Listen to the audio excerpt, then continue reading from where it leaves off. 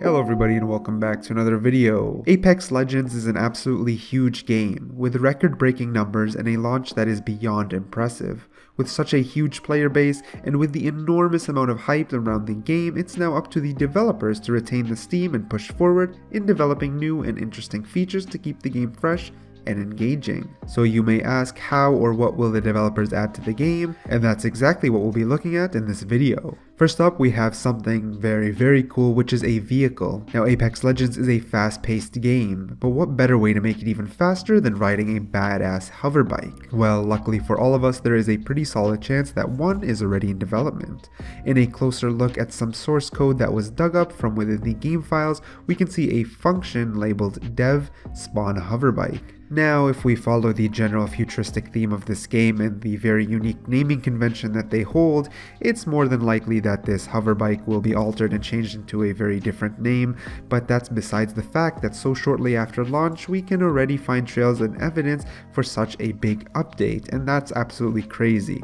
The source code evidence was actually found after the 1 GB patch, which featured some Valentine goodies, and this actually makes perfect sense. 1 GB of data containing only small cosmetics and bug fixes is kind of unusual, so this further kind of proves that there is some sort of development process for future features, and the hoverbike could be one of them. Now personally, I am excited to ramp off cliffs with any sort of vehicle, and I will keep an especially close eye on such an awesome addition. Now, talking about being an impressive game, another thing that Apex did really right and quickly was actually the support of all major platforms, being PC, PlayStation 4, and the Xbox. However, Respawn revealed themselves that they would love to bring the game to the hybrid console, being the Switch, but quickly followed up by stating that there's nothing to announce at the moment. While this is in the open waters and of course lacks any sort of real confirmation, it's pretty good that they have the expression of them wanting to bring it to the platform. It's a very good indication that we may eventually see it. The expansion to every possible platform is usually a very smart business move for obvious reasons. It allows everyone to take a bite of their product, and for the company themselves stating that they'd love to do it usually means that it'll eventually come up. Linking this point directly, it also so happened that Respawn expressed interest in a mobile platform, and if we take a solid look at how PUBG Mobile blew up and its success, it really goes to show how a well-done game on a mobile platform can be received very positively. However, the good news simply doesn't stop there, as while cross-platform is currently not available, Respawn expressed upcoming implementation. The company themselves stated that they plan to allow players to play with their friends on other platforms. The only limitation to the technology is that the cross-progress and cross-purchases will never be possible due to the way the systems was set up very early on, meaning if you purchase cosmetics on your PC account and hop onto your PS4, it just won't show up there. While this is a little bit of a bummer, I think the more important fact of being able to actually play with your friends no matter the system they own is an amazing thing that's becoming more and more frequent in the gaming industry thanks to the recent influx of Battle Royale popularity, and they're all holding it as a standard to have cross-platform. It's such a great new standard that I hope continues to trend across the gaming companies. Another very big change that's quite literally big is that we might end up seeing bigger maps introduced into the game. Let me just very quickly quote someone from Respawn, which is Sampella, where he said, "We're not chasing numbers, we're chasing fun. We tried bigger, we tried smaller, and again some of that will probably change over time. We'll probably release other maps that are bigger if we decide they're fun." Meaning that a bigger map is under works, and if Respawn deems that map as a fun one, they'll push it out to all of us. I am definitely curious as to if this would affect the total player count, which is 60 at the moment. Sampella said that the team tried thousands of different variables to see what was the most fun.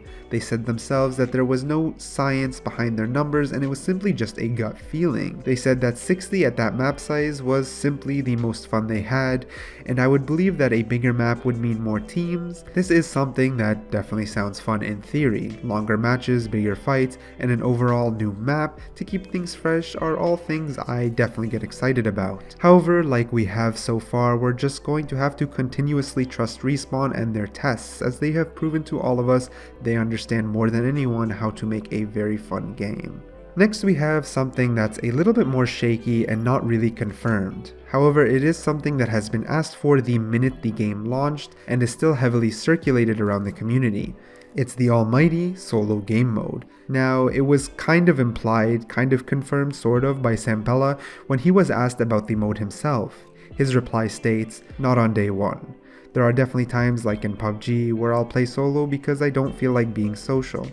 Now I think most of us can relate and agree to this fact. Sometimes working as a team requires you to not only be more social, but generally more focused. If you want to just kick back, listen to some music and play alone, Apex will kind of make this difficult. Now its core foundation, and one of the reasons Apex is so unique is because of its 3-squad setup. I'm sure Respawn will always focus on this as the foundation of the game, but in addition to a solo mode would definitely go a long way in giving the player base more options to play the game in the way they feel like playing. Now we've talked about a lot of changes so far, and most of these are singular changes that we believe we'll see in the future.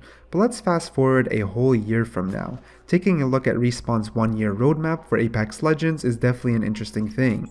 Splitting into 4 seasons we have in 2019, there's different objectives and goals listed out for all of us. Each season is 3 months and will offer a new battle pass, new legends, new weapons, and new loot. Battle passes have become popular and for good reason. Unlike the more basic microtransactions, they're a lot more interactive and a much more fun way to monetize a free game. Now new loot and new weapons will obviously be free for everyone as there's no real way to monetize these in a battle royale, and things such as battle passes will of course run us some money to obtain. New legends, while not confirmed, will more than likely be 750 Apex coins or 12,000 legend coins, meaning they'll either be bought with real money or grinded via playing the game. No specific dates were announced based around each season, but we do know that Season 1 will begin sometime in March, Season 2 sometime in June, Season 3 sometime in September, and finally Season 4 will start sometime in December. Tons of new content is on the way, and I'm definitely excited to get more game time within Apex Legends. Something else I would like to mention, just very quickly go over because it was recently leaked, is that we might see some new Apex Legends sooner than we think. Names and abilities were actually leaked. So these data miners seem to have found names that go by Octane and Watson. Along these, the source code has a lot of things, especially for Octane. There's things like Octane Stim Inject, Octane Stim Release, Octane Wall Run Brush, Octane Wall Run Concrete. There is a lot, and I wonder if she'll be some sort of mobile legend. Someone like Watson in the source code has Tesla Trap, which is probably just some sort of kind of damage trap against enemies. Octane Stim Pack seems like some sort of health boost or ultimate charge.